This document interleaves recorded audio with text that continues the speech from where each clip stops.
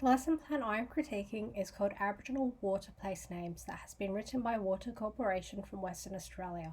This lesson plan has potential to integrate local Aboriginal culture, history and languages into the activities of this lesson. This lesson plan has suggested inviting Aboriginal people from the local community to share their knowledge. However, it does not specify what kind of knowledge that is. The lesson plan is broad because it caters for different content descriptors, year levels, and learning areas. Throughout this lesson plan, an Aboriginal elder could have facilitated learning experiences for all students. For example, in the Explore phase, the discussion of natural resources could have taken place between an Aboriginal elder and the students. This plan had potential for students to learn about Aboriginal culture, history, and languages. The inclusion of an Aboriginal person's perspective would have provided an authentic learning experience which is more holistic than what this lesson plan achieves.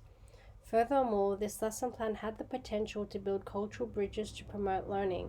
Lethway, Osborne, Lloyd, Llewellyn, Boone, Weber, Laffin, Kemp, Day, Wills, and Harrison 2015. Turner, Wilson, and Wilkes 2017 assert that establishing partnerships with Aboriginal communities brings their perspectives and cultural knowledge into the school, thus creating a new knowledge set for all. Sisson, Whittington, and Shin 2020 state that connecting with and valuing the local community is also identified as important to teachers' abilities to enact culturally responsive pedagogies, page 110. Although the New South Wales Government 2020 stated that learning an Aboriginal language provides an opportunity for Aboriginal and non-Aboriginal students to better understand local Aboriginal culture and help build identity, self-esteem and resilience among Aboriginal students, this plan's approach to language learning is superficial by getting students to research how different Aboriginal groups say hello and request for water online. The Australian Institute of Aboriginal and Torres Strait Islander Studies 2020 identifies that language plays a central role in a sense of identity which this lesson takes for granted. This lesson does not specify how students are to respond to the lesson's questions. This makes it hard to see how students learn or progress in this lesson. In addition, this lesson solely relies on verbal responses which could disadvantage students from English as a second language or dialect, including Indigenous students from learning how to practice and write standard Australian English, Santaro, Reid, Crawford and Simpson 2011. Even though this lesson plan has selected culturally appropriate resources, this lesson plan does appear to reflect Nakata's 2002 argument that the Western culture selects certain aspects of Indigenous knowledge whilst discarding and excluding others. In this case, the lesson mainly focuses on Aboriginal names for places related to water. In addition, this plan reflects Nakata's 2007 argument that when implementing this lesson, it could potentially represent Aboriginal knowledge and perspectives where students' understanding can become rigid and stereotypical, in Harrison and Greenfield 2011, page 6. I used the Holistic Framework model by Grant 1998 to assess how well the lesson plan covers Indigenous content. In black font illustrates which aspects of Indigenous content this lesson plan covers, and in red font are the ways the lesson plan could be further improved to meet the needs of Aboriginal and Torres Strait Islander cross-curriculum priority. There were no resources about Aboriginal places with water meanings for Cairns.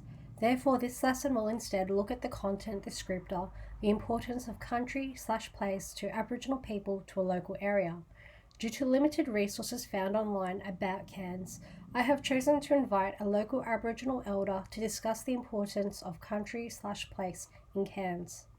On this slide, I have used Grant's 1998 Holistic Framework as a tool to measure how well my lesson plan covers the link between land, language, and culture that is significant to Indigenous communities. This framework allows me to assess how well the Aboriginal content will be covered in my modified lesson plan. I am aware that inviting an elder requires steps and planning ahead of time to take place. These are the general steps outlined by Queensland Curriculum and Assessment Authority 2020. However, if the elder is unable to attend this lesson, I have selected videos that explore what country/place means to Aboriginal people. Students would develop a broad understanding of how country/place plays a significant role in the identity of Aboriginal peoples. Alternatively, I could organise beforehand with Indigenous students' parents to be guest speakers to present what they think place/country means to them. This would result in fostering relationships and provide an Indigenous perspective of what place/country means. This lesson plan addresses Rahman's 2013 argument about selecting resources that reflect the majority culture because this lesson places importance on Indigenous histories, cultures, and perspectives and facilitates activities and teaching strategies that enable not only Indigenous learners but all learners in the classroom.